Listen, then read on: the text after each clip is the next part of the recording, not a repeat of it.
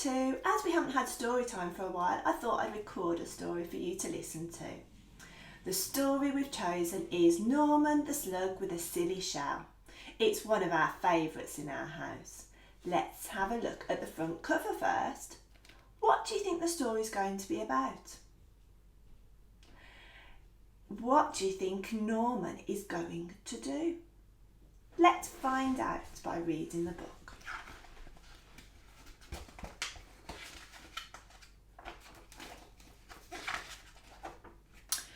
Norman the Slug thought snails were great. Wow, said Norman. Look at them. They're amazing. But unfortunately, the snails didn't think Norman was great. Wee, crash. Norman, you silly slug, they cried. You spoilt our fun. This only works if you've got a shell. Norman felt left out. Sadly, he skulked off into the moonlight. If only I had a shell of my own, he sighed, looking at his own reflection. And that's when he had an idea. Maybe I could have a shell after all, he thought. But finding a shell was not as easy as it seemed. One was too bouncy, one was too noisy, and one was already taken. Norman needed time to think. What would you use as a shell if you were Norman? Have a think about all the things that look a little bit like a shell and you could use as your home. Let's find out what Norman used. Ta-da! A shell! It was perfect. Norman had never been happier. He could join the snails at last. Norman loved being a snail, and the snails loved Norman's silly shell. But the fun didn't last for long. Suddenly, there was a loud flapping of wings. Look out, bird, cried the snails in panic. Quick, slither for your lives, or we'll end up as supper. What's going to happen to Norman? But the bird was more interested in Norman's silly shell. It looked delicious. Norman was being carried up, up and away, higher and higher into the sky. What could he do?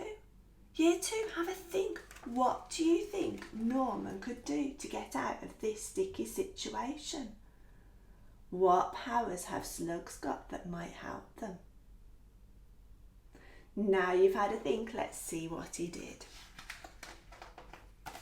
Norman did the only thing a slug could do. He made slime, and lots of it. With a slither and a slother and a slip and a slide, Norman was free. That's interesting. What do you notice about slother, slip and slide? That's right, they all start with the same sound. This is called alliteration, and authors use it to make their writing sound more interesting. But he was falling faster and faster and faster until... plonk! Norman, Norman, are you okay? Asked the snails.